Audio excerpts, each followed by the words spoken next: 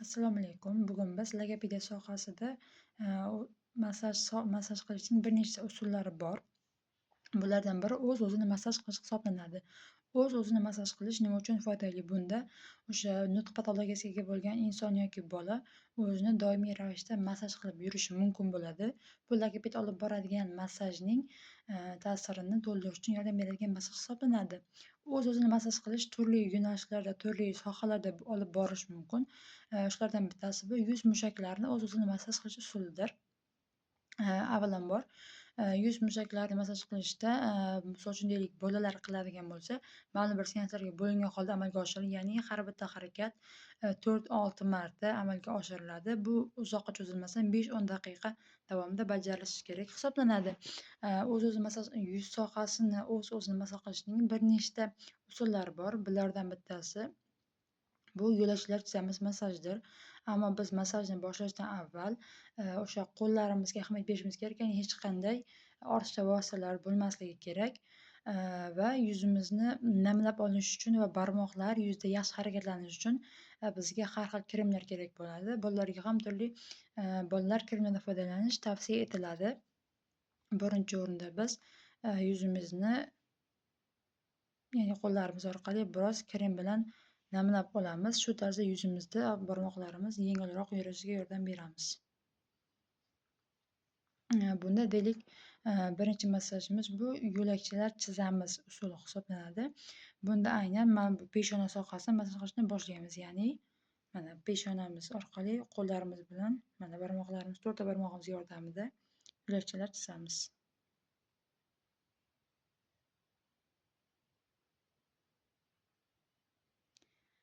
Hop, endi ikkinchi mashqimiz bu olmachalar chizamiz hisoblanadi. Bunda yana barmoqlarimizni yuqori to'rtta barmog'imiz orqali doira shaklini hosil qilamiz. Bu olmachalar mashqi hisoblanadi.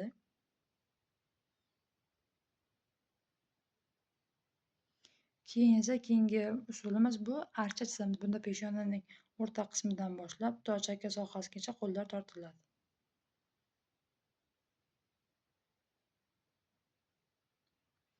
Xuddi shunday tarzda. Keyingi mashqimiz esa bu qoshlar chizamiz mashq hisoblanadi. Bunda biz ikkita barmoqimiz yordamida burun qanjlarining o'rtasidan qo'llarimizni qo'yib ikki tomonga tortamiz.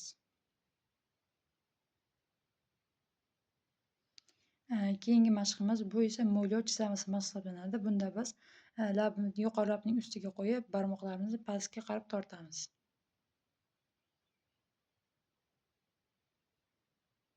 Bunda xuddi mo'ylov shakli hosil bo'ladi. Keyingi mashqimiz esa bu quvnoq masxarabos mashqi hisoblanadi. Ya'ni bunda mana ikkita barmog'imizni labimizni yonidan uchidan qo'yib yuqoriga tortamiz. Yanog'imizga qarab.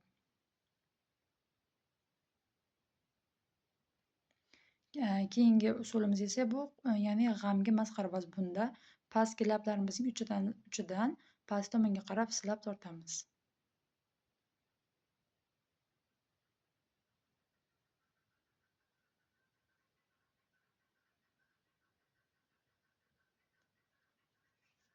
Keyingi mashqimiz bu yanoqlarimizni amalga oshirilishi mumkin bo'lgan mashqlardan biri hisoblanadi. Ya'ni paravoshchalar deb ham nomlasak bo'ladi. Bunda yuzimizni qo'limizni musht qilgan holda yuzimizda tez avvalgi mana bunaqa aylana harakatlarni amalga oshiramiz. Bunda bolalarga qiziqarli bo'lishi uchun xuddi parvozga o'xshab ovoz chiqarish, misol uchun chuk chuk chuk chuk chuk chuk qilib ovoz chiqarishimiz mumkin. Bu xuddi yuzimizda poyezd yurayotgandek tasavvur berish uchun bolalarga qiziqarliroq bo'ladi.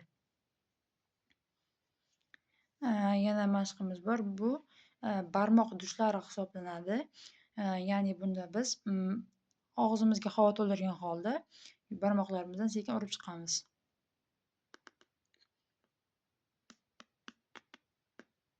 Oldin tepaga, keyin esa pastga. Bunda havo orqali turli tovushlar chiqib, xuddi dushni eslatishi mumkin. Yana bitta mashqlarimizdan biri bu tumshuqcha mashq hisoblanadi. Bunda biz ikkita qo'limizni labimizni uchidan yoniga qarab olib kelamiz. Keyin esa pastki labimiz.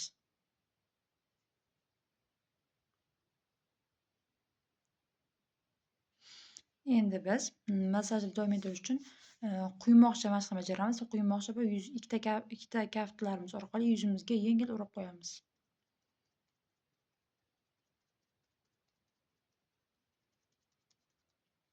Endi esa iyaklarini silaymiz, mashq etamiz. Bunda mana shunday holda quloqqacha yetish kerak. Bunda iyaklar silanadi. Bu mashqlarimiz pastki artikulyatsiya a'zolarini yaxshiroq rivojlanish va patologiyalarni tezroq bartaraf bo'lish uchun ancha foydali hisoblanadi. Va yana massajimizning oxirida yuzimizni yuvamiz mashqi bilan yengil silab qo'yish orqali tugatishimiz mumkin. Bunda xuddi yuz yuvganga o'xshab, lekin silliq va mayin harakatlar yuz sohasi bo'ylab amalga oshiriladi.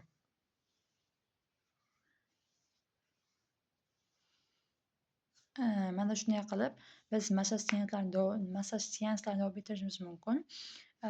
Bu o'zini massaj qilish bolalarga xuddi o'yin faoliyati kabi tuyulishi uchun o'sha musiqa va turli she'rlar orqali ham o'rgatishimiz mumkin bo'ladi.